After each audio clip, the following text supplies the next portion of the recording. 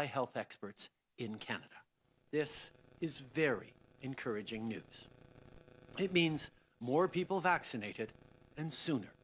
Because for AstraZeneca, like we were for Pfizer and Moderna, we're ready to get doses rolling. Canada has secured 2 million doses of the Covishield vaccine through an agreement with Verity Pharmaceuticals and the Serum Institute of India. With the vaccine now approved in Canada, our first shipment of 500,000 of these doses will arrive within weeks. The remaining doses are scheduled for delivery over the next couple of months. These 2 million doses are in addition to the 20 million doses we've already secured with AstraZeneca that will start arriving in the spring, and any AstraZeneca doses that Canada receives from COVAX will be added to that total. So there are a lot of numbers out there. Here's the bottom line. With Pfizer, Moderna, and now AstraZeneca, Canada will get to more than 6.5 million doses by the end of March. And there will be tens of millions more doses to come between April and June. I want to express my appreciation for the support and partnership of the Indian government in fighting COVID-19 and helping secure these doses for Canadians. I also want to thank Minister Anand and our teams at Public Services and Procurement Canada and Global Affairs Canada for their outstanding work on this file, both here and in India. Ce matin, Santé Canada a autorisé le vaccin d'AstraZeneca développé en partenariat avec l'Université Oxford. C'est une très bonne nouvelle. Aujourd'hui, je peux annoncer que le Canada a conclu une entente avec Verity Pharmaceuticals et l'Institut Serum en Inde pour recevoir 2 millions de doses du vaccin Covishield basé sur celui d'AstraZeneca. Je peux confirmer qu'on va recevoir 500 000 doses grâce à cette entente dans les prochaines semaines. Le reste va arriver dans les prochains mois. Ces 2 millions de doses s'ajoutent aux 20 millions de doses déjà prévues avec AstraZeneca et aux autres doses que le Canada va recevoir par l'entremise de l'initiative COVAX.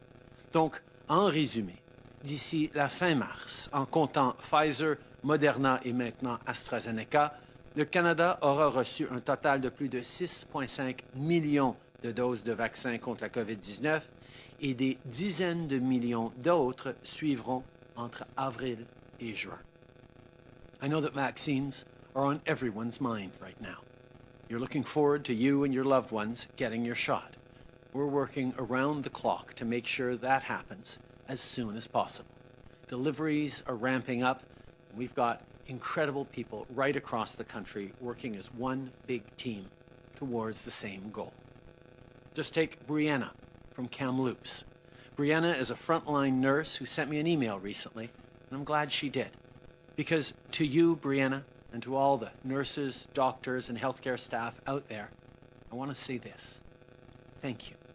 Every day, you're making sure that your fellow Canadians get tested, get vaccinated, stay safe. You are our heroes. As vaccinations ramp up across the country, many provinces have expanded the number of health professions able to administer the COVID-19 vaccine. If you're a dentist, a paramedic, a midwife, a pharmacy technician, or a retired nurse, we need your help.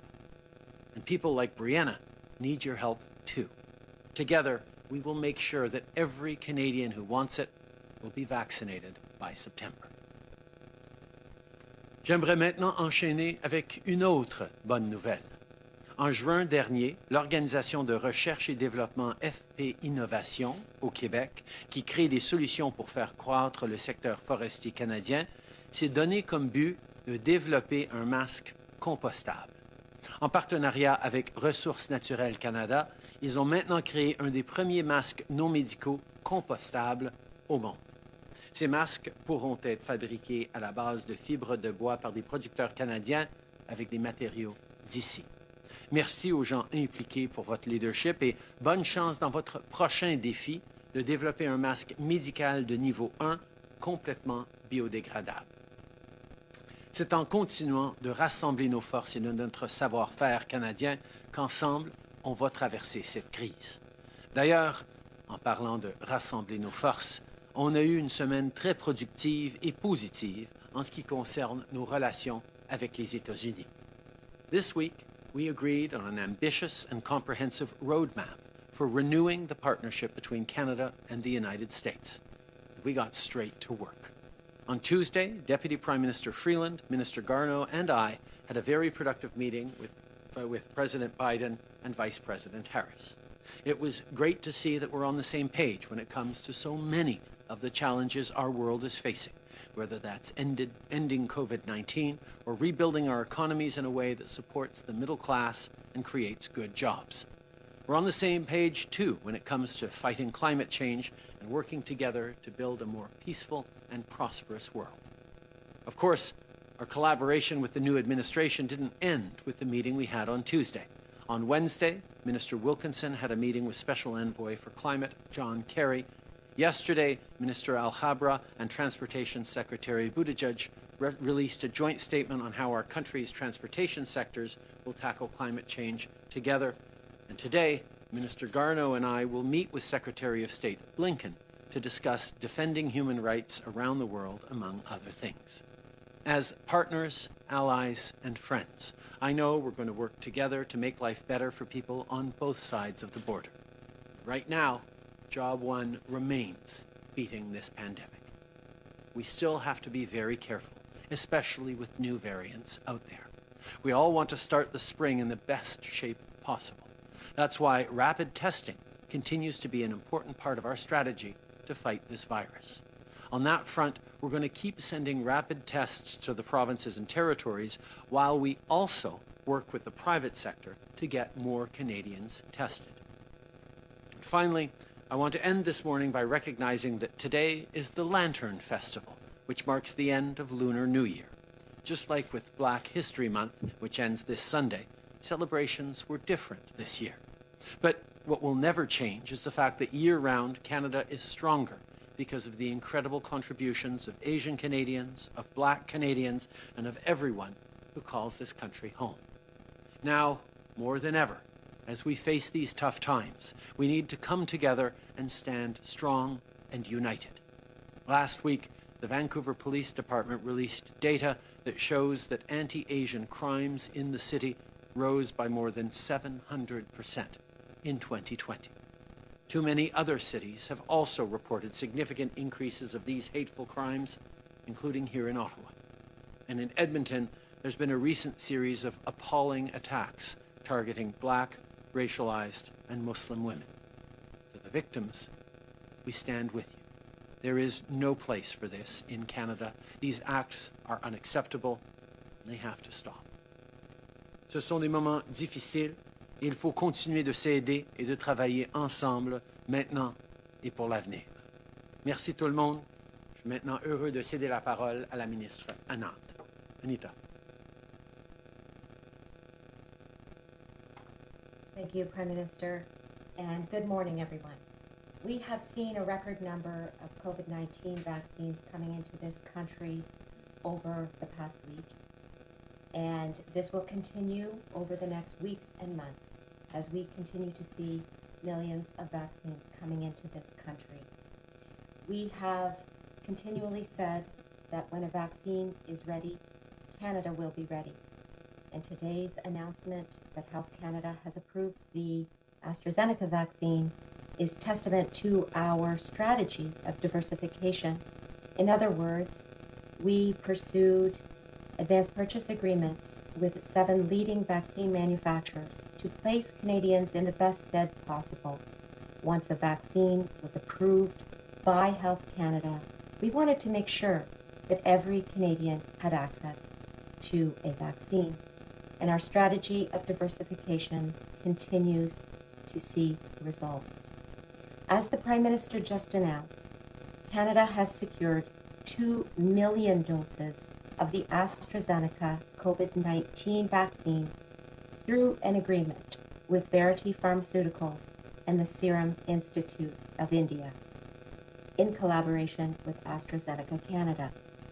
Following this morning's announcement that the vaccine has been approved by Health Canada, I am pleased to confirm that the first batch of doses consisting of 500,000 doses, will be delivered to Canada in the coming days, and they will then be distributed to the provinces and territories. The remaining 1.5 million doses are expected to arrive in the coming months. Je suis heureuse de confirmer, suite à l'approbation de ce vaccin par Santé Canada ce matin, que les 500 000 premières doses arriveront dans les jours qui suivront et seront rapidement prêtes à être distribuées aux provinces et territoires. Les 1,5 million de doses restantes devraient arriver dans les livraisons prévues au cours du printemps. These new doses are in addition to the 20 million doses already secured through an earlier agreement with AstraZeneca. We expect to start receiving those doses in the second quarter, and today's Health Canada regulatory approval will allow us now to firm up the delivery schedule, which we will share with you as soon as it is confirmed. Avec les annonces d'aujourd'hui, je tiens à réaffirmer que nous serons en mesure de fournir d'ici la fin du mois de septembre un vaccin à chaque personne au Canada pour qu'il est recommandé de recevoir un vaccin contre le COVID-19. My Department of PSPC and I continue to leave no stone unturned to bring as many vaccines as possible into Canada as quickly as possible. We know that with the rollout of vaccines, the ongoing use of rapid tests, and following public health measures, we can combat this virus once and for all. Today's announcement that AstraZeneca vaccines will be arriving now that they have been approved by Health Canada is good news for Canadians. Thank you. Merci, miigwech.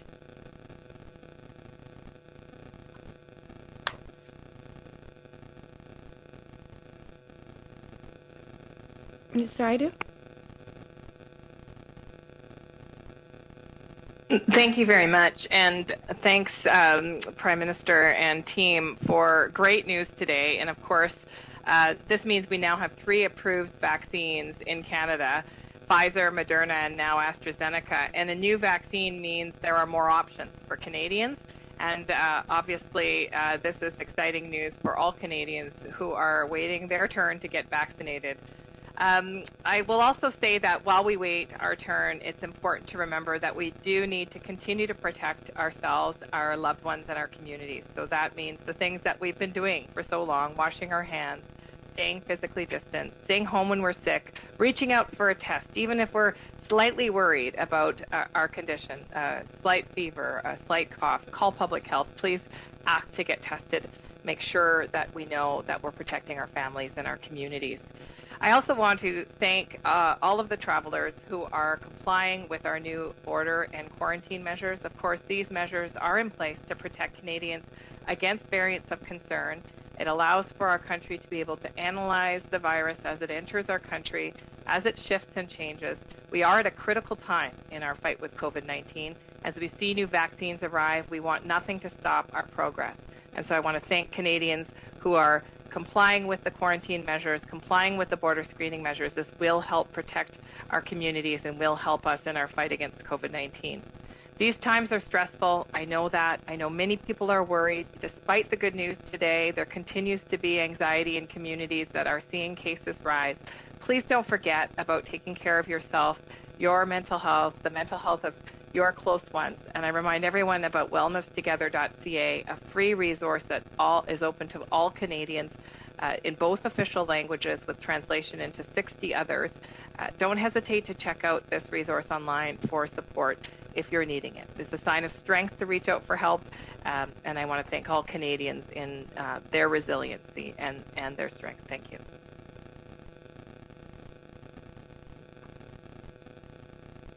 Thank you, Dr. Tom. Hi everyone, bonjour à toutes et à tous. To date, there have been 858,217 cases of COVID-19 in Canada, including 21,865 deaths. Currently, there are 30,335 active cases across Canada.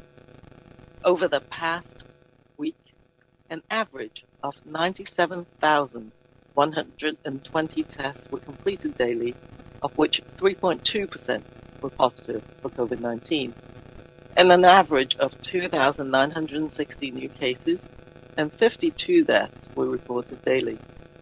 During the same period of time, 2,269 people with COVID-19 were being treated in their hospitals each day, including 564 in critical care.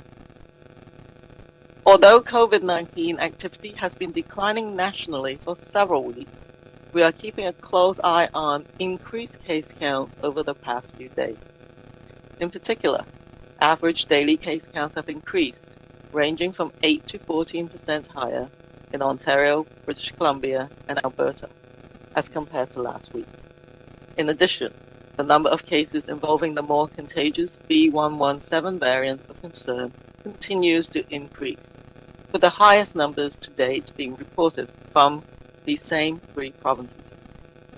To date, there have been 964 B.1.1.7, 44 B.1.351, and 2 P1 variant cases reported across Canada. With daily case counts still elevated, almost 75 times higher than the peak of the first wave, and more contagious variants spreading, the risk of rapid re-acceleration remains. At the same time, new variants continue to emerge, and those with an advantage, such as the ability to spread faster, can become predominant.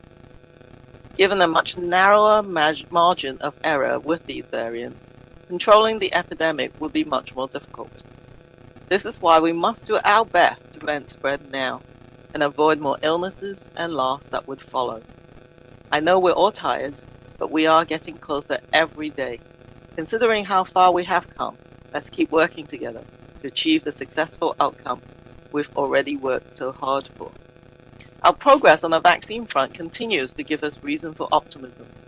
To date, over 1.7 million doses of COVID-19 vaccine have been administered across Canada, and there are early indications of high vaccine efficacy, high vaccine effectiveness among some of the populations at the highest risk of severe outcomes or exposure, who are being targeted by priority vaccination programs. As vaccine programs continue to roll out, federal, provincial, and territorial authorities are continuing to monitor vaccine safety. To date, as of February the 19th, there have been 1,235 reports of adverse events following immunization. These reports include any medical event that occurs following immunization, but is not necessarily related to the vaccine or the immunization process. A total of 167 of these reports to date, about 1 in 9,000 doses administered, were considered serious, such as severe allergic reaction. All adverse events are subject to review, and all serious events undergo a detailed investigation to determine whether or not they are related to the use of the vaccine. To date, no unexpected vaccine safety issues have been identified.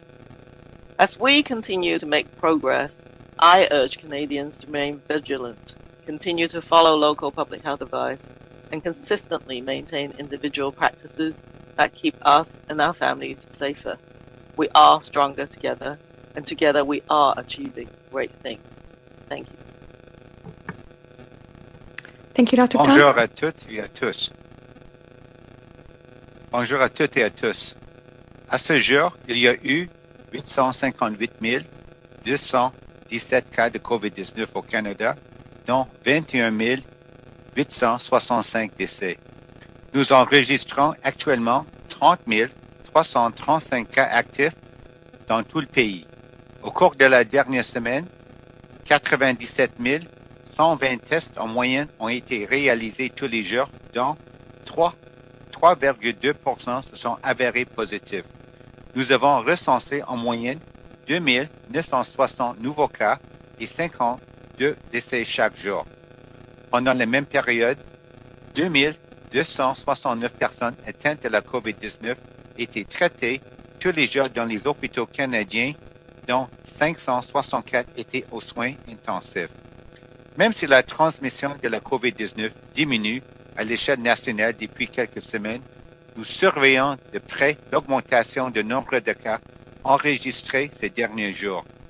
Plus particulièrement, le nombre moyen de cas signalés quotidiennement a augmenté de 8 à 14% en Ontario, en Colombie-Britannique et en Alberta par rapport à la semaine dernière. De plus, le nombre de cas du variant préoccupant B117, plus contagieux, est toujours en hausse et les chiffres les plus élevés ont été enregistrés jusqu'ici dans ces 3 provinces. À ce jour, 964 cas du variant B117, 44 cas du variant B1351 et 2 cas du variant P1 ont été signalés au Canada. Puisque le nombre de cas quotidiens demeure élevé, près de 75% plus élevé que le pic de la première vague, et que des variants plus contagieux se propagent, il existe un risque de recrudescence. Qui plus est, de nombreux variants continuent d'apparaître et ceux qui présentent un avantage, comme la capacité de se transmettre rapidement, peuvent devenir prédominants. Comme la marge d'erreur est très mince avec ces variants, il serait beaucoup plus difficile de gérer l'épidémie.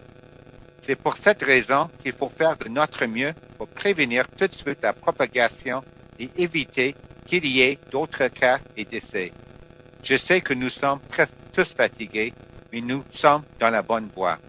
Compte tenu des progrès si durement acquis, poursuivons nos efforts collectifs pour parvenir aux résultats escomptés. Nos progrès sur le plan de la vaccination nous permettent encore d'être optimistes.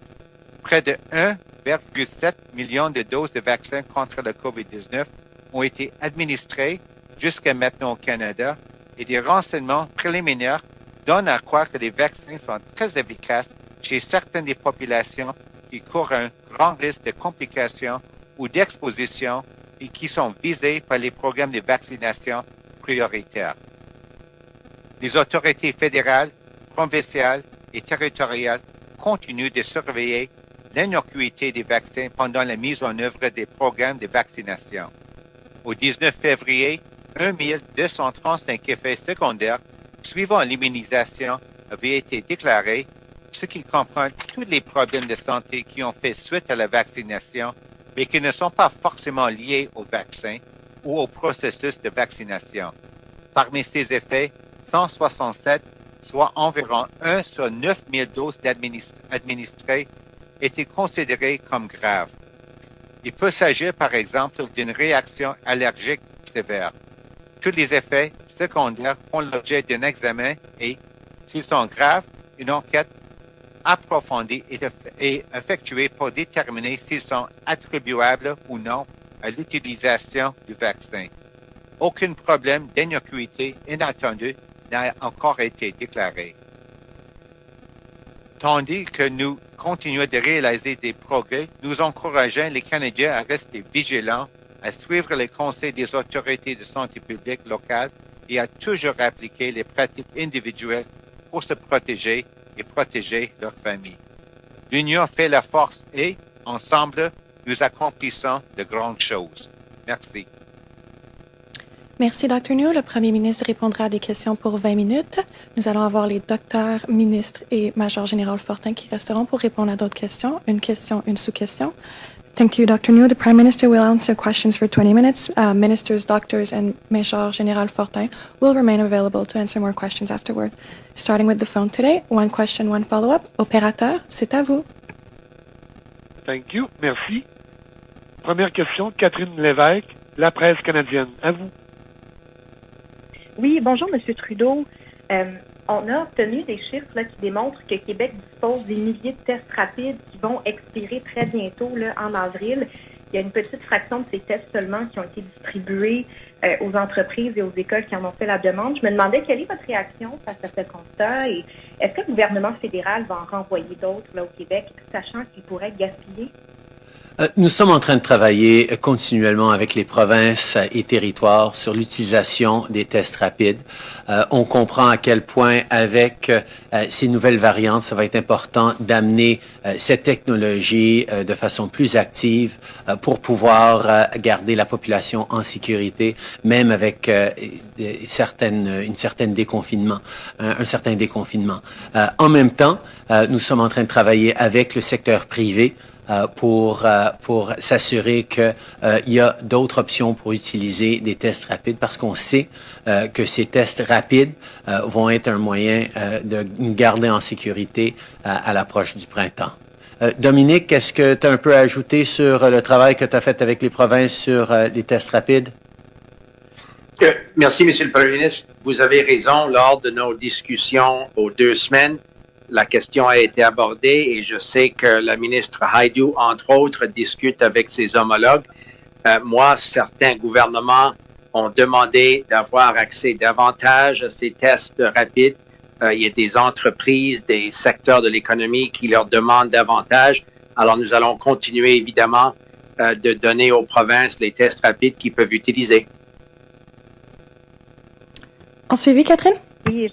Oui, absolument. Et dans le fond, je veux revenir au vaccin. Bon, il y a beaucoup de Canadiens cette semaine qui regardaient avec envie le Royaume-Uni, là, qui, lui, a annoncé un possible déconfinement et un possible retour à la vie normale au mois de juin. Je me demandais, avec l'approbation d'AstraZeneca aujourd'hui et possiblement d'autres vaccins qui pourraient être approuvés bientôt, est-ce que le Canada peut espérer un retour à la normale avant la fin septembre? Certainement, on espère pouvoir se déconfiner et retourner à la normale le plus rapidement possible. C'est pour ça qu'on travaille à tous les jours pour obtenir plus de vaccins plus rapidement pour les Canadiens, avec les nouvelles d'aujourd'hui qu'on va avoir 6,5 millions de doses avant la fin mars et des dizaines de millions de doses au mois d'avril, mai, juin. On sait qu'on a bien entamé la situation et cette vaccination en masse dans les semaines à venir, mais par rapport à quel genre de comportement et quel genre de réponse on va pouvoir avoir en matière de santé publique, il faut vraiment suivre plusieurs différents facteurs, dont le taux de vaccination, mais aussi la présence de variantes, des éclosions dans certains lieux, les pourcentages de vulnérabilité. Mais je sais que c'est un enjeu que Santé Canada est en train de regarder de façon très attentive. Alors peut-être que je peux tourner vers la Dr Tam ou le Dr New pour une réflexion sur à quel moment on pourrait peut-être se relâcher. Okay, before I turn to the doctors, obviously, we all want to get back to a semblance of normality as quickly as possible. And that's why, as a government, we're working every single day to get more vaccines more quickly into the arms of Canadians. And it's good news that we have today that we can announce 6.5 million doses to be arriving by the end of next month, by the end of March, and tens of millions of doses scheduled to arrive at the very least in April, May, and June. So we're well on our way, but what actually that's going to mean in terms of loosening of public health rules will depend on many factors, including vaccination rates, but also the presence of variants, of a third wave, issues like that. And with that, I'm happy to turn to Drs. Tam or New for comments on what we're looking at in terms of what those recommendations could be. Teresa? Dr. Tam? Sorry, the reception just getting a little bit slower on my end. But I actually would just echo what the Prime Minister has said. And that, of course, we would all want to get to a spot where there's less of those more restrictive measures. There are a number of ways to do that. Teresa, your sound is really not coming through well. Perhaps we can see if Howard's sound is better. And secondly, may I just check to see if my line is still okay? Yeah. Yes, it's Dr. New. I'll answer in English and maybe also in French. Certainly, not much to add to the Prime Minister's answer. I think it was very complete. The fact is that certainly with the introduction of another vaccine to our portfolio of vaccines. That's very important, but there are other factors to consider as well, the emergence of variants. And of course, with our public health measures, I don't think we can just rely on the vaccines alone to be the silver bullet. People need to understand that we need to keep the public health measures in place with respect to at least personal behaviors. I think that's very important that people recognize that we need to keep at it in terms of practicing good personal behaviors. Certainly, the public health measures at a population level. There is, I think, obviously in the different provinces and territories, a starting of loosening, but I think that has to be tied very closely to a good surveillance, watching what the situation is, looking at the indicators, and certainly if there's any indication that the case rates and certainly the emergence of variants are increasing, that we would need to adjust as appropriate. But the vaccinations, and I think certainly the introduction of vaccines and more vaccines coming to Canada is very, very good news. C'est parce que je dois répéter en français, ça marche, je pense. Oui, bonne idée. Rapidement en français. OK. Je pense que l'introduction des vaccins, c'est très important, mais c'est très important aussi de ne pas lâcher les mesures de santé publique, particulièrement les pratiques individuelles. Je pense que tout le monde, aussi avec relâche scolaire au Québec, et c'est très important d'être prudent, de continuer de pratiquer les bonnes pratiques individuelles, parce que les vaccinations tout seul, c'est pas assez. On sait que avec l'apparition des variants, c'est quelque chose, un enjeu préoccupant, on surveille étroitement, mais c'est sûr qu'il faut continuer avec les bonnes pratiques de santé publique. Mais en fin de compte, c'est vraiment des bonnes nouvelles aujourd'hui avec l'introduction de troisième vaccin approuvé au Canada. Thank you, Dr. New. We'll go back to the phone. Opérateur, prochaine question au téléphone. Thank you. Merci. Next question, Ryan Tumulty, The National Post. Line open.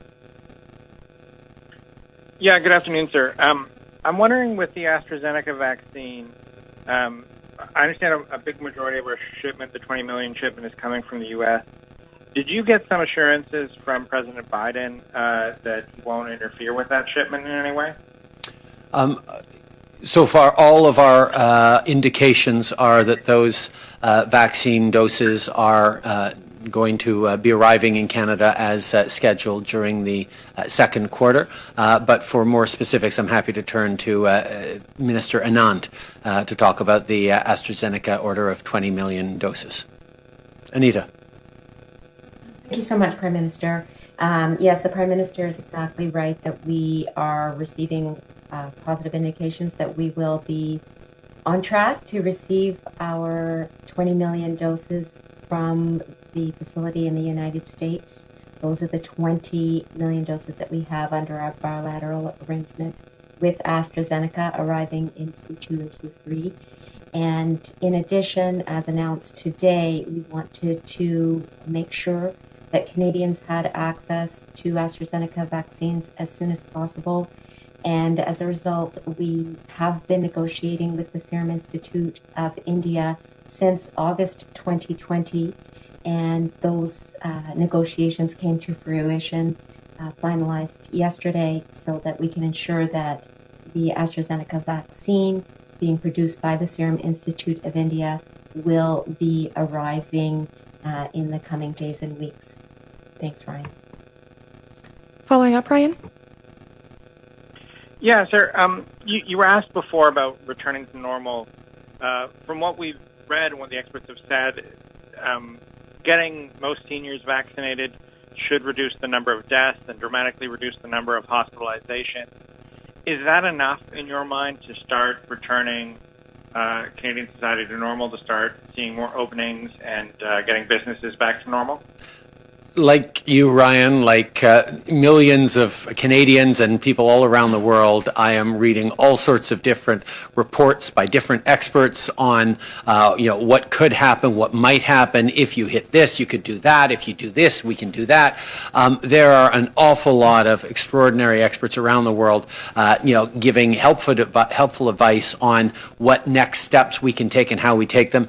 Here in Canada, we rely on people like Dr. Tam and the experts and the vaccine task force and the immunity task force, we will continue to follow the best expert advice in terms of what we can do to reopen and get back to normal as quickly as possible without compromising the safety of Canadians. Thank you. Operator, last question on the phone. Thank you. Merci. Prochaine question, Marie Vastel, Le Devoir. À vous. Oui, bonjour, Monsieur Trudeau. Ma première question porte sur cette idée d'un passeport de vaccination. Hier, le ministre de la Santé du Québec a dit qu'il y songeait. En fait, c'est en préparation au Québec pour faciliter un déconfinement. Je voulais savoir, est-ce que votre position a évolué sur la question ou logez-vous sur cette idée d'un passeport de vaccination? Je pense que c'est une idée dont les gens discutent depuis un petit bout de temps. Je pense que c'est important de suivre les recommandations des experts à chaque étape. Il pourrait avoir des conséquences néfastes, il pourrait avoir des bénéfices par rapport à les mesures qu'on va recommander ou qu'on va prendre en termes de santé publique. On va toujours écouter les experts. I think this idea of vaccine immunity, passports, such is one that has been talked about for a while. There are potential pros and cons that I've heard on various issues surrounding it. Our position as a government is always going to be to rely on the best advice of experts in terms of how we can move forward in ways that both encourage a return to normalcy as much as possible, as quickly as possible, while not putting at risk Canadians' health or other elements in our community. So we'll continue to pay close attention to the recommendations that our experts make in terms of measures like that. En sous-question, Marie? En tout respect, c'est un peu vague comme réponse, en fait. Précédemment, quand on s'est posé la question l'automne dernier ou enfin cet hiver, vous aviez écarté l'idée d'un passeport vaccination, vous n'étiez pas favorable. Donc, est-ce que j'en comprends que là, vous êtes ouvert à la chose et que c'est présentement à l'étude? Et pour ma sous-question, qu'est-ce que vous pouvez nous dire sur l'efficacité des vaccins AstraZeneca contre les variants? Il y a des craintes dans certains pays que ce n'est pas efficace. Qu'est-ce que vous répondez à ça? Tout d'abord, on sait et on l'a vu depuis les débuts, Marie, que les informations, les recommandations des experts évoluent et certainement nous devons de continuer de les écouter et de continuer à suivre leurs meilleurs conseils, que ce soit par rapport à une mesure ou une autre. Et par rapport à l'efficacité d'AstraZeneca, je suis très content de pouvoir passer ça à un des experts. Je pense peut-être les docteurs ou la ministre Haidu ou la ministre Anand, comme vous voyez.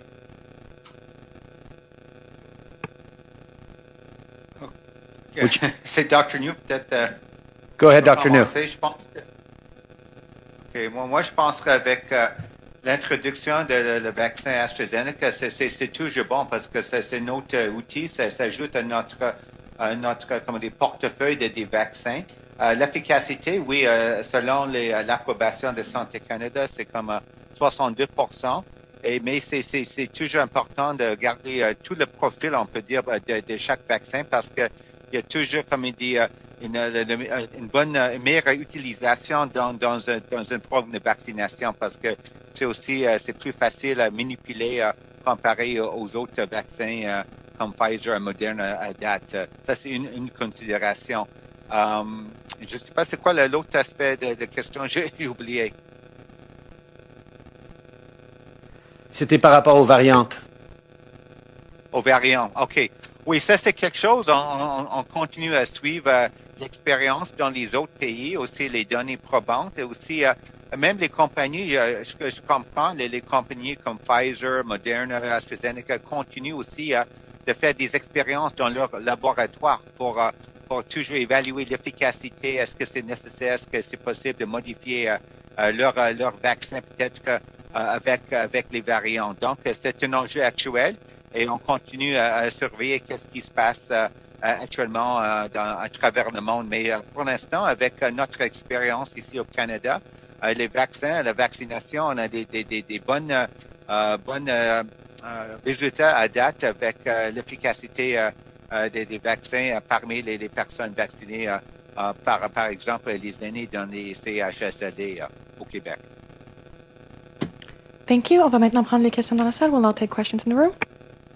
Good afternoon, Mayor Abson from the Canadian Press. Just wondering, in your conversation with the U.S. President this week, or following that, what exactly do you think the United States can do to help secure freedom for Michael Spavor and Michael Kovrig?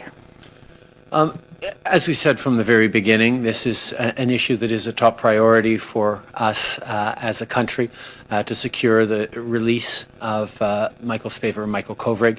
The United States obviously has a significant role to play, and we will continue to work with them. But because these are processes that are ongoing, I won't comment on the details of it other than, as I've said, to reiterate that the United States is taking their role in this very seriously, and we look forward to working with them on bringing the two Michaels home as soon as possible.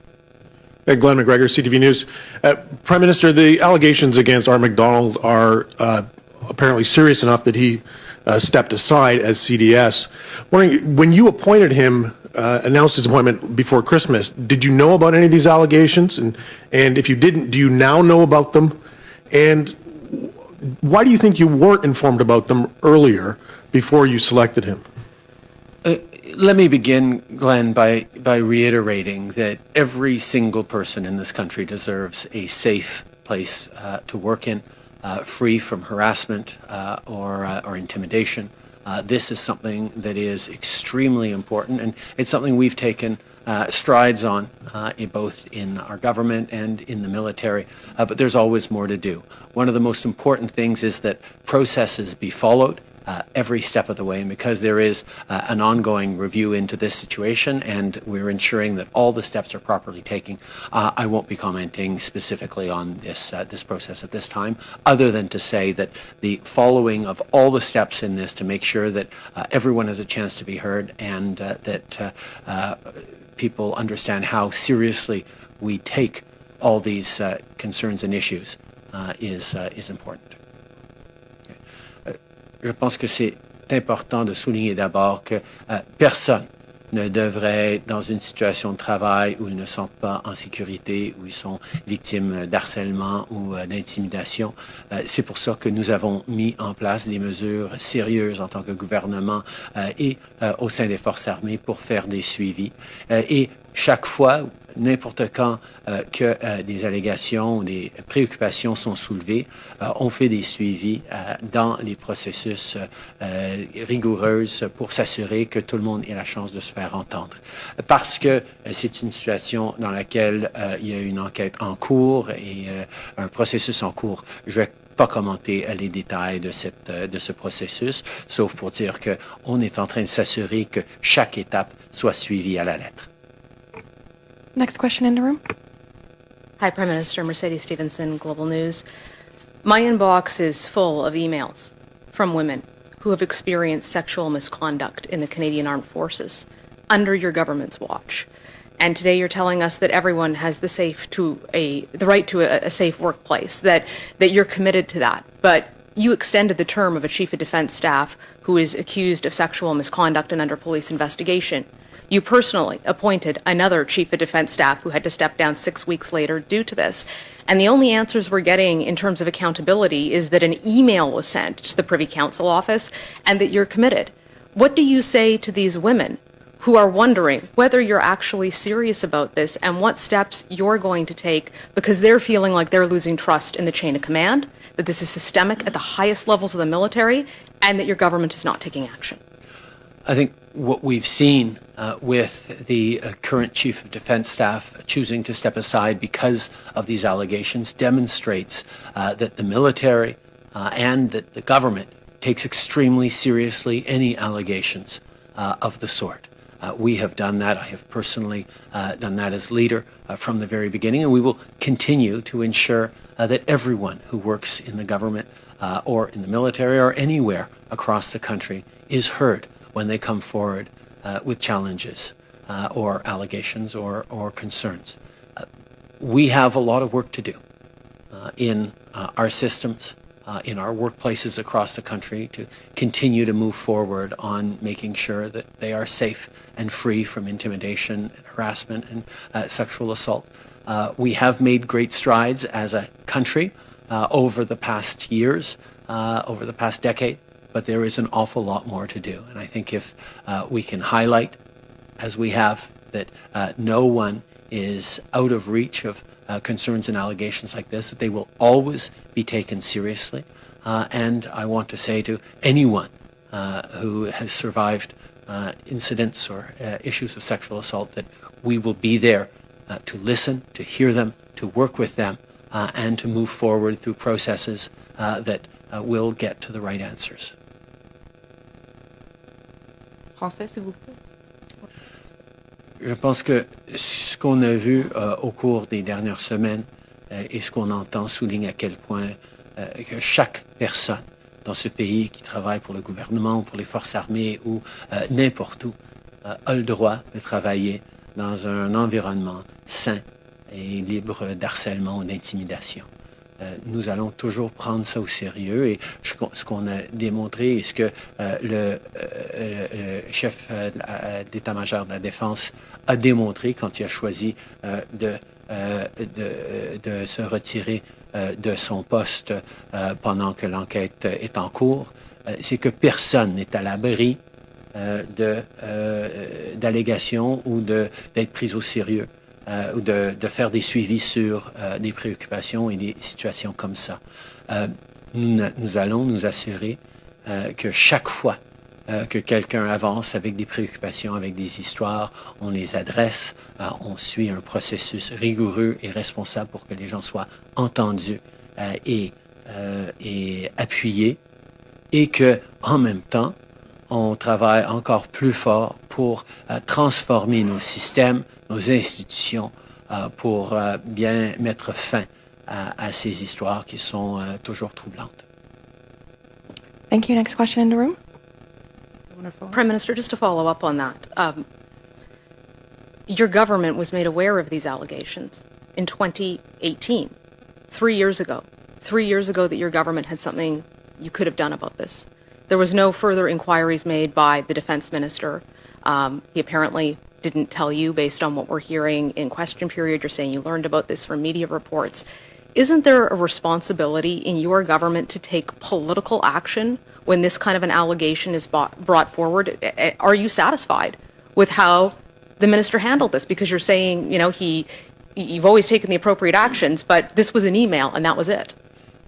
There are processes in place that we have put in place, that we have strengthened, that we expect will be followed in every single situation.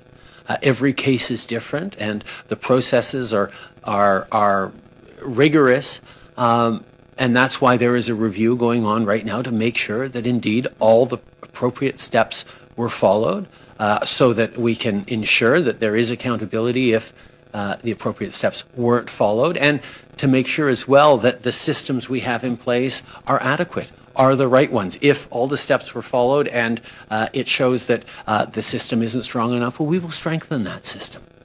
We know that these problems have been going on for many, many years in many systems and institutions, and we need to change them. We have taken significant steps, but as has been highlighted, there's always more to do, and we will continue to do more to support survivors, to support people who come forward. Merci. Prochaine question dans la salle. Laurence Martin, Radio-Canada. Bon, avec AstraZeneca qui n'est efficace qu'à 62% et les autres vaccins déjà approuvés par Santé Canada qui sont efficaces à plus de 80%, est-ce que vous craignez que les Canadiens se magasinent un vaccin d'une certaine façon ou refusent de prendre AstraZeneca comme c'est le cas déjà dans d'autres pays? Je pense que d'abord, c'est des bonnes nouvelles qu'on a plus de vaccins, qu'on a différents types de vaccins. Notre comité expert qui donne des conseils sur comment et où utiliser ces vaccins va continuer de faire le travail pour prendre des recommandations et d'avoir des options en termes de système de vaccination, c'est une bonne chose. Mais nous savons que d'être vacciné avec un vaccin approuvé par Santé Canada, c'est toujours mieux que de ne pas se faire vacciner. Et nous espérons que nous allons pouvoir voir ces vaccins dans les bras du plus grand nombre de Canadiens le plus rapidement possible, parce que dès qu'on commence à avoir assez de vaccination dans la population de toutes sortes de différents types de vaccins, nous allons pouvoir commencer à avoir un retour vers la normalité. We'll take one last question. Hi, Prime Minister. Tom Perry from CBC. I'd like to go back to this week's vote on declaring the genocide in China. Why did you and your cabinet decide to sit out that vote? Also, I'd like to ask you on the definition of genocide. You've said you want to dot the I's, cross the T's before you say whether China's committing genocide. But when the Missing and Murdered Indigenous Women and Girls report came out, you accepted its findings that Canada was committing genocide. So why are you ready to accept that Canada is committing genocide and not China? On your first question, Tom, I think it's really important that parliamentarians can speak out and can highlight concerns that they have and concerns that they've heard and represent the voices of their constituents. And that's why it was important that Parliament was able to have a vote on this. But a government has a responsibility that goes beyond a legislative assembly, and we need to make sure that we are moving forward appropriately and actually following up with the kinds of actions that are going to put an end to human rights abuses. And that means working with our allies. That means, as I did last Friday, bringing it up with the G7 and having a discussion about how we can move forward in a concerted fashion to make determinations and to ensure the appropriate international bodies weigh in, and then to move forward on sanctions and consequences in a coordinated way. That's the responsibility that a government has, and that's one that we take very, very seriously. In regards to the question of the report on missing and murdered Indigenous women and girls, we had an expert panel that we commissioned, an inquiry, that national public inquiry that we had long promised, that we delivered on over the past years, that looked into this situation, that heard from testimony from thousands of Canadians, of families, really dug into the issue with full access across the country to what was going on and came to a determination. And that's very much what we want to see in the international community. We want to see investigative bodies able to look into this and make a determination, because it is not a situation to be taken lightly. We have, for the past many years, been highlighting our real and deep concerns about the human rights situation in Xinjiang with the Uyghurs and with the treatment of ethnic minorities in China, including directly to the Chinese government. And we will continue to highlight those concerns while we work with the international community on charting the right path forward. Thank you, Prime Minister. C'est tout le temps que vous avez avec nous aujourd'hui.